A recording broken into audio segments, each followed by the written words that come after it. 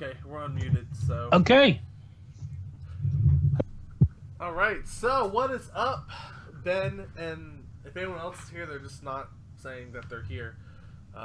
Welcome to the second live podcast of Superplex Bros.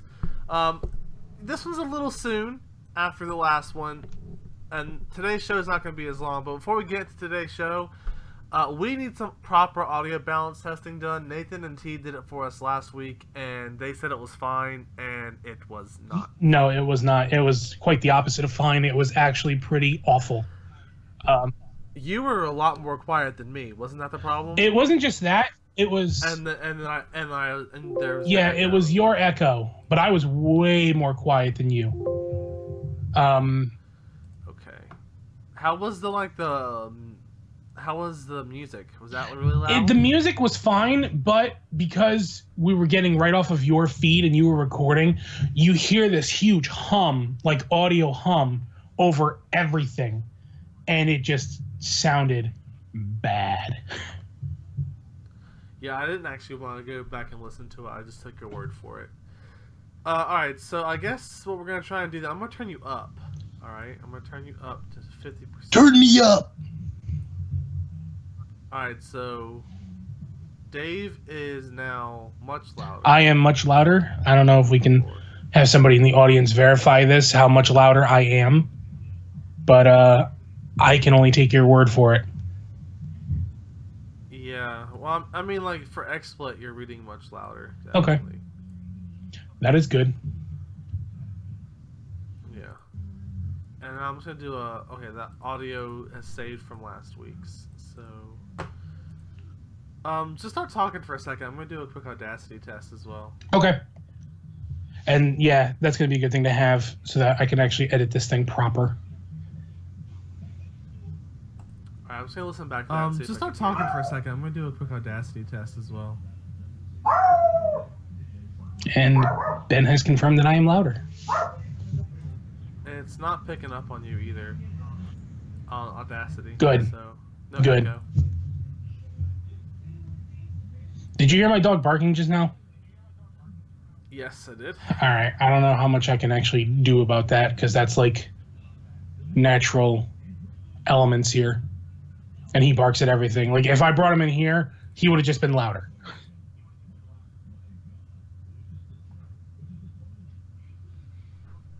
Well, either way, we're about 1 minute away. 2 minutes out.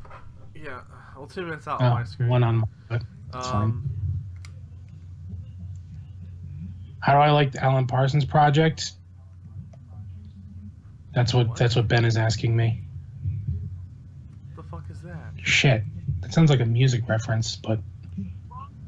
Whoa! We just got some news. What? Microsoft has canceled Scalebound. Oh, shit. I guess we're going to talk about that. We saw that game for like 2 years running, and it looked like it was coming along really smoothly. In terms of development cycle, yes. In terms of development, yeah. Not in terms of actual gameplay. Not the game itself. I wonder if Hideki's going to block them on Twitter. Oh, I'm sure he will. Yeah, I knew that was a band. You know what? The name sounded familiar, but I haven't actually listened to Alan Parsons' project. I'll have to check them out. They sound old. All right, Dave. Well, I'm gonna ask that for the sake of the stream, that while I do the intro, as in the song, mute your mic because those two sound channels come in together. Okay, just let me know when you're gonna play it. We're about to play it now, so go ahead and get it out because we're about to start.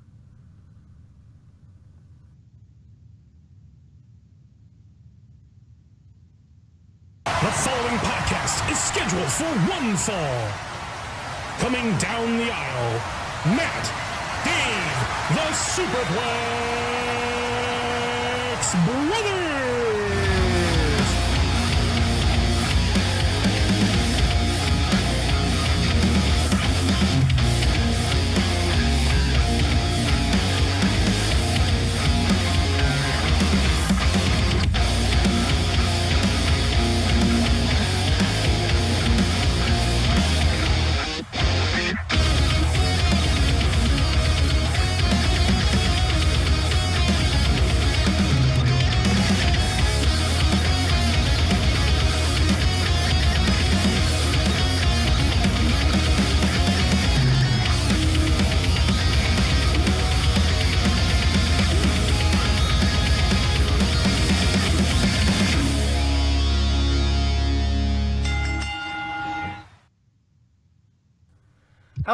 everyone, and welcome to the second live Superplex Bros Podcast.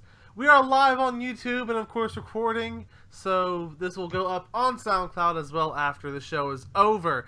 But, of course, I am Matt, and joined with me, as always, is Dave. And so this show is a little bit sooner than expected.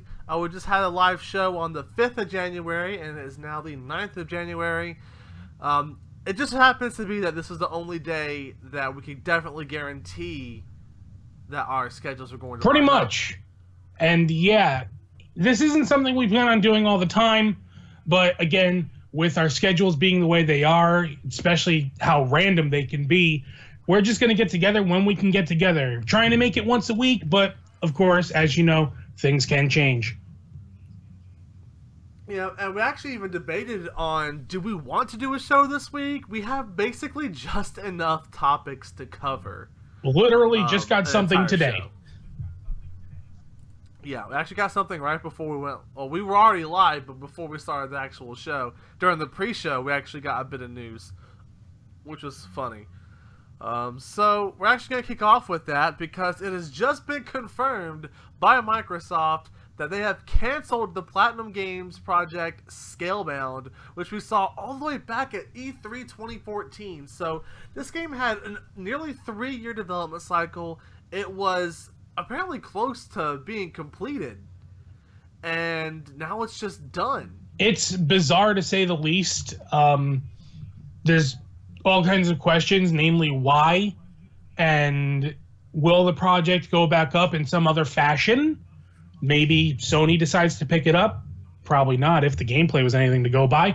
But I was just going to say, if you're talking about setbacks, it's probably got to be the gameplay. That game's... You know, it wasn't even the gameplay itself. It was that the gameplay wasn't smooth. That frame rate was not even a stable 30 frames per second, let alone... It's not 60. even just that the frame rate was bad. The game just looked really slow and clunky and just not all that fun. It looked like a really shitty Platinum game.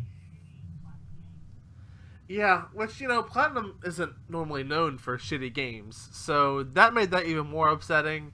But if I had to guess, though, an interesting question's popped up here. Who owns the IP? Does Microsoft own it, or does Platinum own it? Because if Platinum owns it, another publisher could pick it up. Yeah, very easily. That's why I said, you know, it's possible that they might have said, hey, well, Xbox doesn't want our game, maybe PlayStation wants it. You know? Yeah. And, you know, it's always weird to me, and I don't know how you feel about this, but when developers who have been third-party for so long, it's always weird to me to begin with when they go the exclusive route. No matter if it's for Sony or for Microsoft or even for Nintendo, it's just kind of like, why? I mean, how much money did they really offer you? Like, if you go back to Dead Rising, which started off as an Xbox exclusive, went multi-platform for the second game and like the 2.5 game, and then for 3 and 4 have been on Xbox One and PC only. Yeah, it's kind of like and speaking of Capcom, on the other end of that, Street Fighter V was PlayStation only and PC, but you know, and PC, yeah. It's weird, man. It's honestly weird. I don't think, and you know, everyone can have their own opinions on this, and I would love to open up the floor for conversation. Maybe on a future episode we'll have a guest and we can talk about this more. But I don't think that any series, once it goes multi-platform the first time, it should never go back to being console exclusive. I think because then you've introduced that IP and that brand to a market, and then cut off half that market. Yeah, I think with Street Fighter V at least, the idea of what happened is apparently Sony came to them and say, hey, we will fund you to make the next Street Fighter game, because Capcom was basically doing god-awful to the point that they couldn't even afford to make any more games that were big budget. So at least with that makes sense. But with other games, you're right. It's hard to believe that you have a game that goes multi-platform and all of a sudden it's just like, nah, we're only going to be on the one system. It's kind of like in that bizarre twist where Sonic Colors was on the Wii only. Yeah, and you know, honestly, that kind of worked out because, kind of an unpopular opinion here, Sonic Colors was not that good. I was not a fan of Sonic. Yeah, that is an unpopular opinion. A lot of people really love that game, but it's not as good as Generations. No, see, I think maybe because don't get me wrong, I played Generations after, but I didn't like Sonic Colors that much, man. Now, maybe at that point I was already kind of jaded with the Wii in general. Like, I hate the Wii mode. So, and that was the only kind of controller I had for my Wii. So, with that being said, that could be part of the reason why. Maybe if they like re-released it on the Wii U or the Nintendo Switch with a better controller, I'd actually appreciate the game more. Because if it's as good as they say it is, they should bring it out from the Wii's library. Because, man, just to think, like, not even, 10 years ago the Wii was just coming out, and now we're 2 consoles later. So, the Wii's golden games have been buried, now about to be by 2 consoles. I still think it's weird that Sonic Colors was a Wii exclusive game, though. Especially considering it was part of Sonic Generations as, like, an overall celebration of Sonic. Yeah. That's just weird, but that's besides the point, I guess. Yeah, that's a bit of a tangent anyway. But, so yeah, I feel sorry for the developers of Scalebound because, I mean, while it was clearly having issues, it still was blatantly really far into development. And it was almost done. And that's 3 years down the drain and 3 years worth of money down the drain.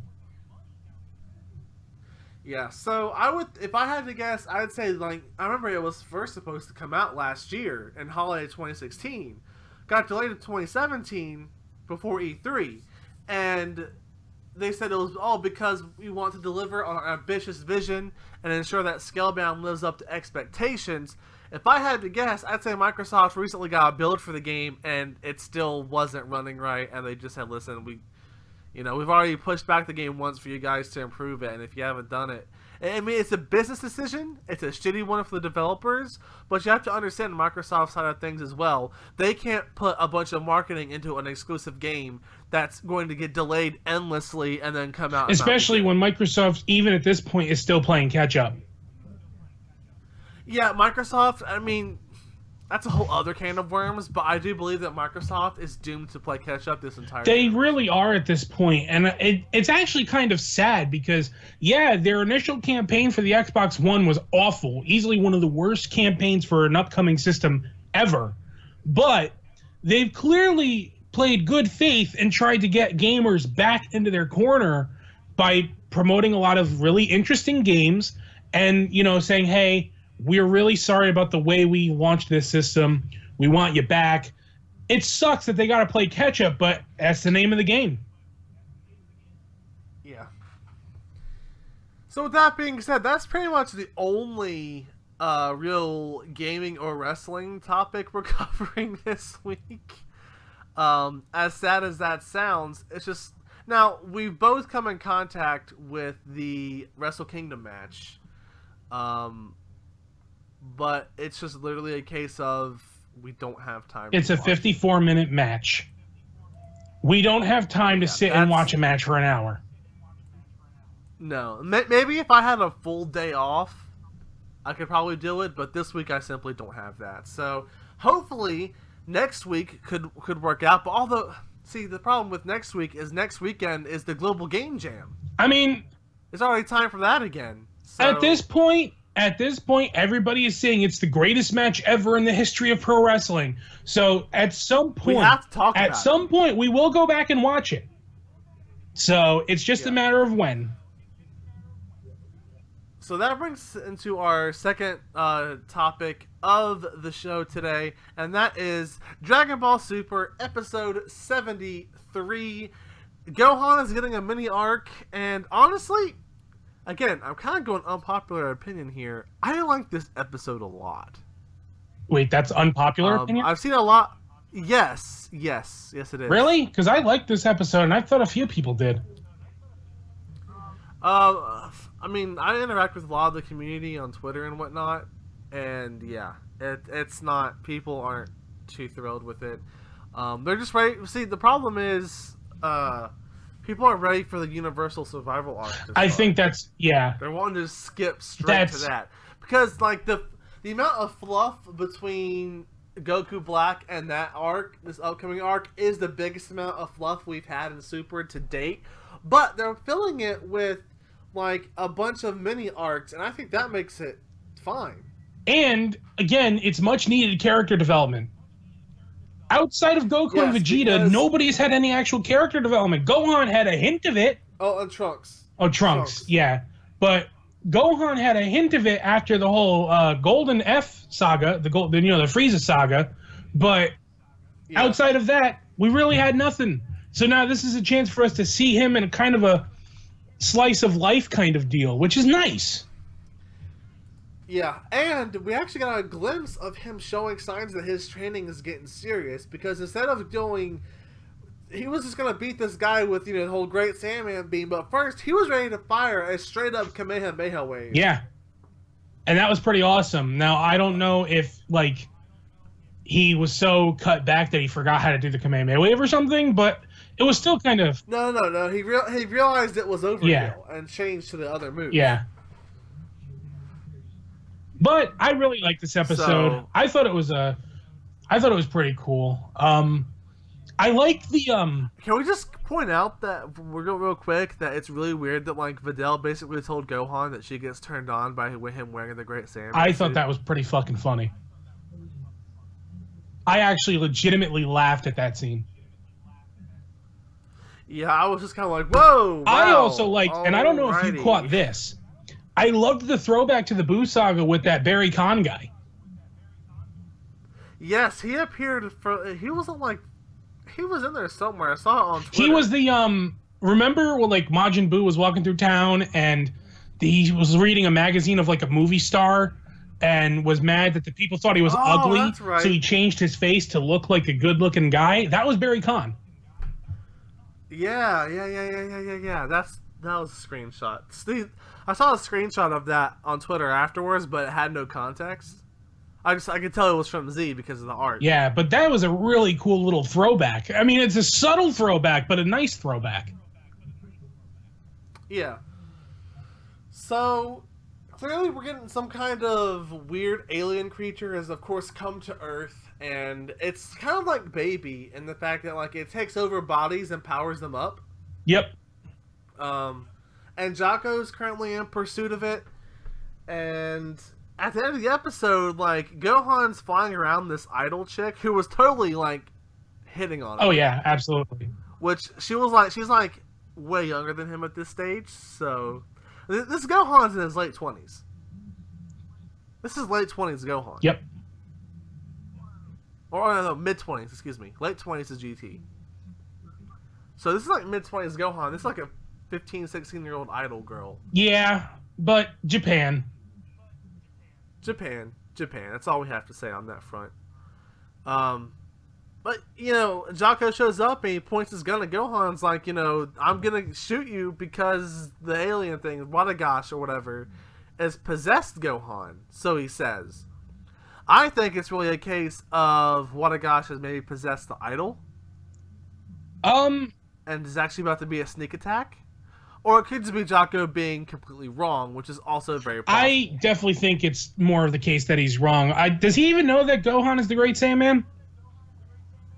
I don't think so. I was going to say, it might be a case of he just sees somebody flying, he doesn't know it's Gohan. Probably just assumed. But he straight up said it was Gohan. Oh, he did say it was Gohan. Yeah, he says you've taken over Gohan. Oh. I don't know why. I thought he said you'd taken over Great Saiyaman. But, Oh. He said Gohan. At least, now, I have to watch the Daisuke.net subtitles. Oh. So maybe that's different from the Crunchyroll subtitles. So. Yeah, because I saw the Crunchyroll. But he said Gohan on Daisuke. He said Gohan. Gohan. Well, that's bizarre. Who knows? It could, you know what? It could just be anything. I do think, though, that it's a case of just he's wrong. Yeah, we'll find out on Saturday, but it looks like probably the preview of this next episode is that we're actually in for a more serious side. Yeah. Of this, we've had the comedy episode, and now the second half of this arc is okay, we have to take this guy down. Yeah, So maybe we'll get to see Gohan have to go, actually fight again. It's kind of funny because that's how all of the filler arcs have kind of been, except for yeah, you kind of have except for that really bad one from before the Black. Well, no, because the hit mini arc wasn't like that, but the Jelly Vegeta one was like that because it was like, Goten and Trunks got into trouble. It's time for laughs, and then it turned into, Goku's fighting a Jelly Vegeta. God. Super Saiyan Welch Jelly. But Jesus H. Christ, that arc was terrible. Yeah. Let's not relive the bad times of Dragon Ball Super because there was so many more bad. We just gave this show Redemption of the Year, and let's not talk about how bad it was for a long time. All right, so with that being said, let's go ahead and move on. So in general, this is also the beginning of the winter anime season, and so there's a few anime that I'm gonna just give a quick shout out to watch this season, and at the minute it's actually only one that I'm watching that's new. I'm also watching an old one.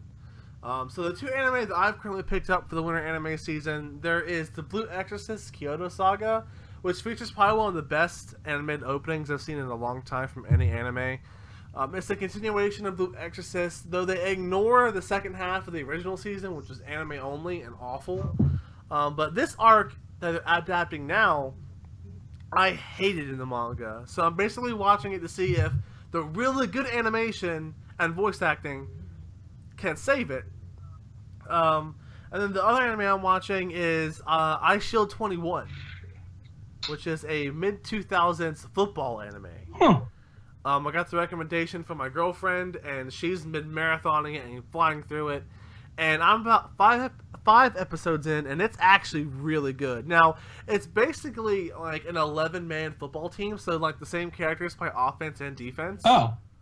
But it's really, so far it's really entertaining. The character interaction's great. They've highlighted that more so than actually playing football, but I assume that as most sports anime do, once they really introduce the cast, they'll really start focusing on the sport itself. That makes sense. But that's actually available on Crunchyroll. Both series are, and then I think Blue Exorcist is on Daisuke if it's not available in your local area. Yeah, and that's pretty much my winter anime. Dave, I don't know if you're watching any aside from Super, actually, which I am. That. I've been watching Tiger Mask W, the relatively new Tiger Mask anime, and that's from last season though. No, they're still going. Are you asking watching any of the new ones for this season? Oh well, I didn't know if it was new season or not. I know it's still going. Yeah. I don't know why. The way they set up the last episode really made it seem like it was going to be the end, but then they're like, "Oh no, it's not." But it's interesting. It's based on the old manga. Tiger Mask. It's actually a sequel series, and what I really like about the Tiger Mask franchise in general is that they always try to incorporate the anime with real life. They actually had a legitimate match at Wrestle Kingdom between the characters of Tiger Mask and Tiger the Dark from the anime. And yeah, wow. And if I'm not mistaken, I don't know if he did it again, but when they originally had Tiger Mask W in a match in New Japan, it was played by Kota Ibushi. Oh. That's cool. And every Tiger Mask has always been some type of famous Japanese wrestler. One of the most prominent ones was Tiger Mask 2, who was played by Mitsuharu Misawa, who is all right, a legend in Japan. Yeah, you can say that again. All right, so that's pretty much it for anime recommendations. Now we're gonna give a quick update on the International Pokemon Association. Really recommend that you guys look into our league. We're at the minute where we're trying to recruit back up to 16 people, and we're actually going to be having a redraft. So everyone who joins in at this point will be jumping in on a level playing field. Everything's going to be reset, and the order will be re-randomized for every round. And hopefully, Jeff and the Missouri Miss Magius won't run rampant in first place. Yeah, hopefully. like they did almost the entire time. Hopefully, but we're trying to recruit. We need people bad. We want to start this season. I mean, we're okay with, like, in a way, it's fine to wait because we're waiting for the Sun and Moon meta to kind of, stabilize. But at the same time, like, I know that a lot of guys and girls involved in the league are ready for it to start. I am to a point, like I'm taking in both sides because on the one hand, yeah, I kind of want to just get this going. I want to get into it. But at the same time, I'd really also want the meta to stabilize, especially going into a second draft. Because obviously with a stabilized meta, you don't have, you know what you want and you know what works in what part of the game. So, yeah, there's a plus side to both. Yeah. But hopefully we can try and get things sorted by the end of the month to hopefully draft either at the end of the month or in February. But that's pretty much it for the IPA. And as for the website thing, as we've alluded to many times on last week's show and now this week's show, our schedules have not synced up at all. Not at all. And I mean, I know what my schedule is generally like, but at the same time, anything can change at any point. So, and mine's just nothing set in stone except for my school day. Pretty much. So, all right. So that's gonna lead us to our final and biggest discussion of the week. And Dave, I know this is gonna hurt your heart a little bit. First off, I want to point out that we're 22 minutes into the show and we're at the last discussion. Let's make this quick. No. We are talking about the NFL playoffs. It was Wildcard Weekend. We had 4 games, and let's talk about the one that we both fully watched first. Well, I didn't fully watch it, but I followed it.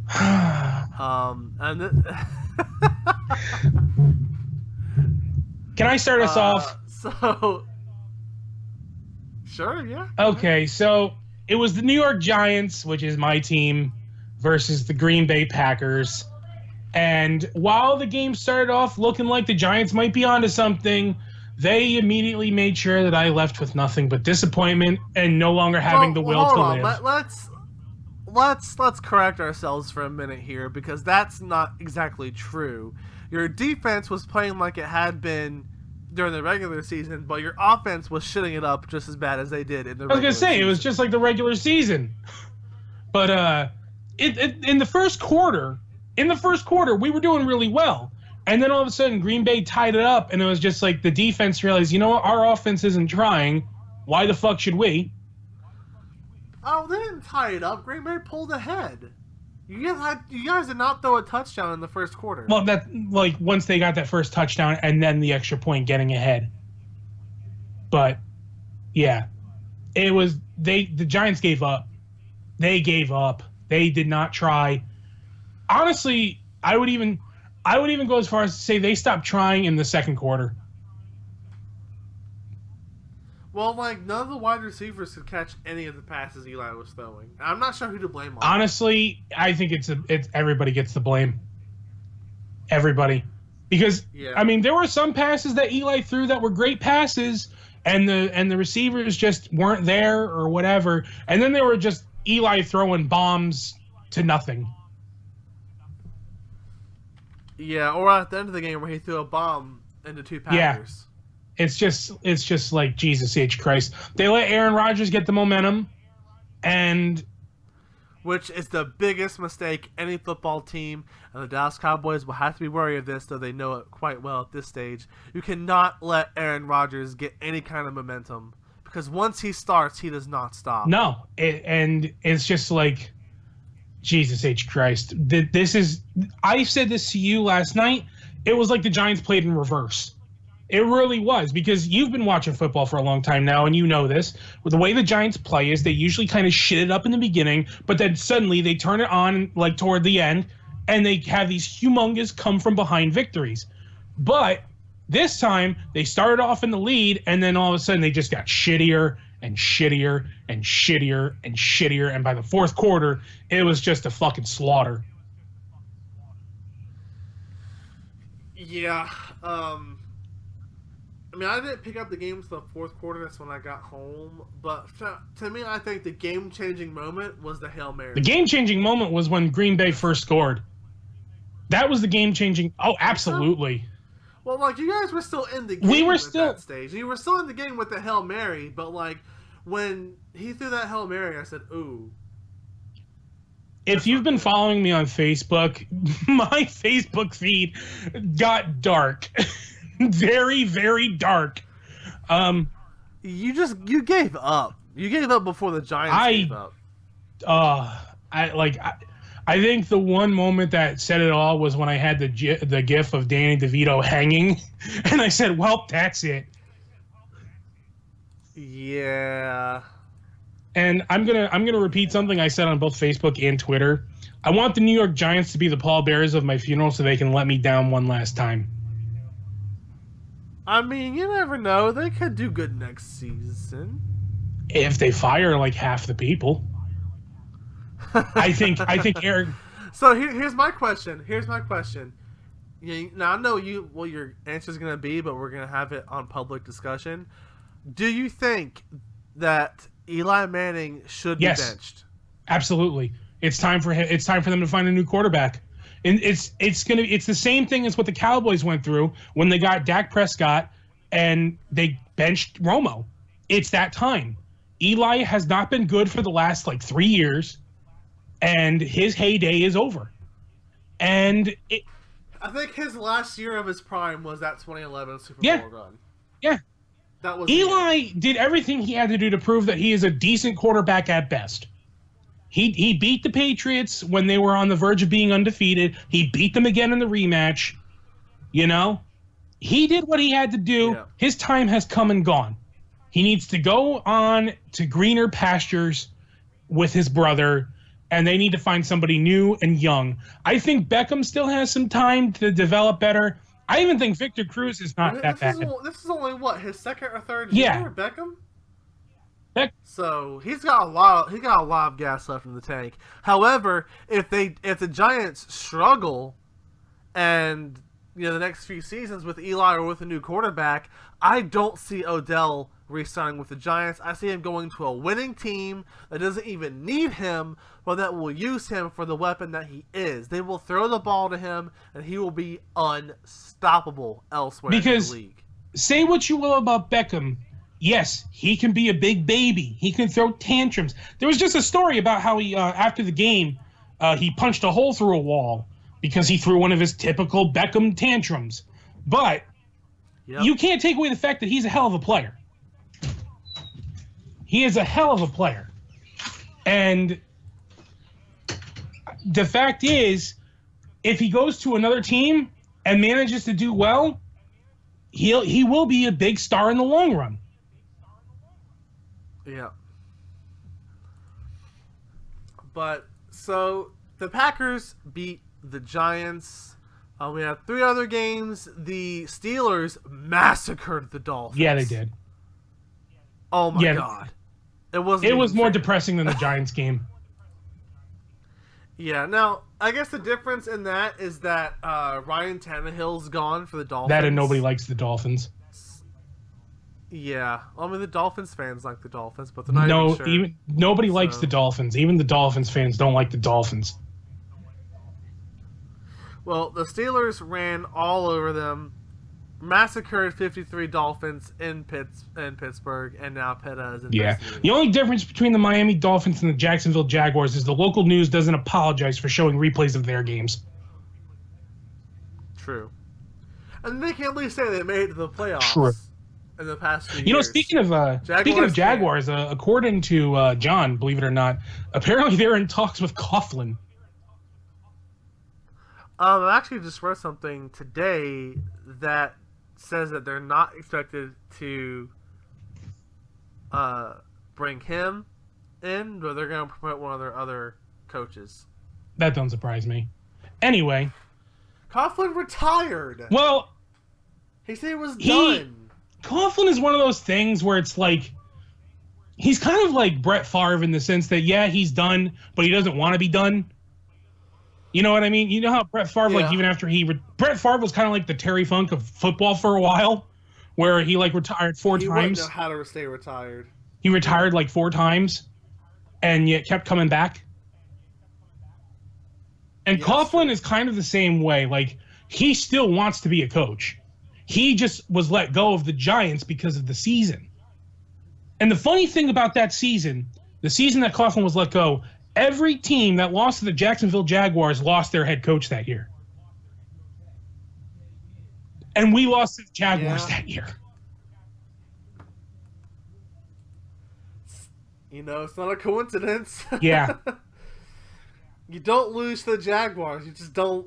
No, the only thing worse than losing to the Jaguars is losing to the Browns. And we almost did that this year. That's true. You came very close. I still think that, like, the Giants lucked their way into the playoffs. A lot of the teams in the league were very mediocre this year. There were a lot of, like, very close to 8-8 records and shit like that. And, like, you guys, your defense pulled through enough for the offense's, like, fucking field goal unit to come in and get you points. And that's how you got into the playoffs. Yeah. But is there anything else to really talk about with football? I guess we could probably talk about the fact that the fucking Cowboys are about to play the Packers, and that's a dangerous matchup. But I think, and this is me being unbiased, looking at this season alone, I do believe the Cowboys can beat the Packers simply by playing keep away with the football. You can't score if you don't have the ball, and Dallas was like in the top 2 or 3 teams in terms of time of possession. All right. We got a problem here in the chat. Nathan is a Packers fan, and I think we might have to give him a proper punishment for being a fan of the shitty Green Bay Packers. Wow. All right. So Nathan's a fucking fan of the Packers. You're a fudge packer? Yeah, you fudge packer. You're a fudge packer. And before we get in trouble for bullying somebody over the goddamn Packers. No, goddamn cheese-loving bastard. Yeah, seriously. Fuck the Packers. But I do think the Cowboys can beat them. They probably could. With Ezekiel Elliott. I really do think at this point. Also, not to mention though, Green Bay's actual, like, pass protection is not that great. Again, if the Giants wide receivers had caught those balls, it would have been a different ball game. But they literally could not. Their hands did not work. Yeah. So and the Dak Prescott, you have throwing the balls to guys like Dez Bryant, Cole Beasley, Jason Witten, Terrence Williams, even. You know, I think that the Cowboys will dominate them. That side of the ball. The defense will just need to make sure they do what they did all season. They bend, but don't break. Easier said than done against Aaron Rodgers, especially when he's on a 7-game win streak right now. But I mean, I think it's possible for the Cowboys to win. It's not as like 2 seasons ago, the Packers were the heavy favorites with Tony Romo and the infamous was it a catch moment with Dez Bryant. This is a completely different Dallas team. Dak Prescott and Ezekiel Elliott have changed the face of this franchise. Yeah, and honestly, I feel like if the Giants didn't give up in terms of their defense, we probably would have been okay. I think it would have been a lot closer of a game if our defense didn't just give up like they did. But, you know, it is what it is, and I've eaten humble pie and crow before. So, you know, good luck. So if you had to pick a winner, though, like an unbiased decision between Packers and Cowboys, who do you think is a better football team, and who do you think is going to the NFC Championship? I think in the Super Bowl, we will see the Dallas Cowboys against the New England Patriots. I mean, again, I'm trying not to be biased because it's a known fact I'm a Cowboys fan. And it's a known fact that I hate the Cowboys and the Packers. And the Patriots. Yeah, I've been following the entire league this season. And I have to say that I do think the Dallas Cowboys can and will make it to the Super Bowl. Will I be crushed if they didn't? Well, of course. But the fact that, like, with a rookie quarterback and a rookie running back, we came this far. Like, we got a fucking first-round bye. That's nearly unheard of. So I'm optimistic. The other games this weekend, we have Seattle Seahawks at the Atlanta Falcons.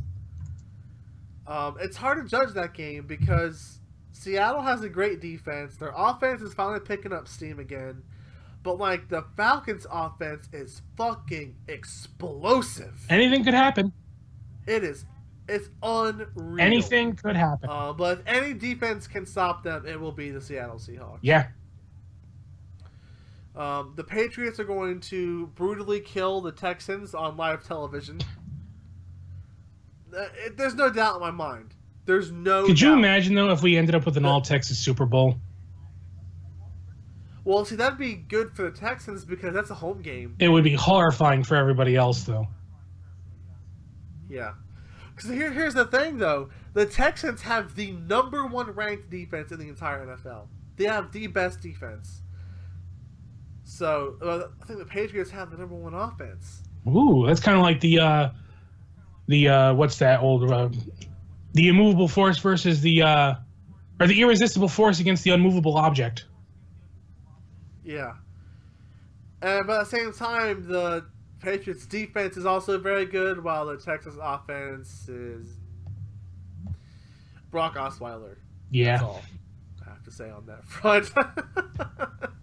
That's all there is to say on that. And the last game is Steelers and Chiefs, which could go either way, but I'm leaning towards Yeah, Steelers. I'm leaning toward the Steelers. I think the Steelers have had a good team this year, generally speaking. Yeah. They've had a pretty solid team this year, and Kansas City, while they've been okay, the Steelers have been better. They got a first round bye because Derek Carr broke his leg and the Raiders lost their last 2 Yeah, pretty games. much.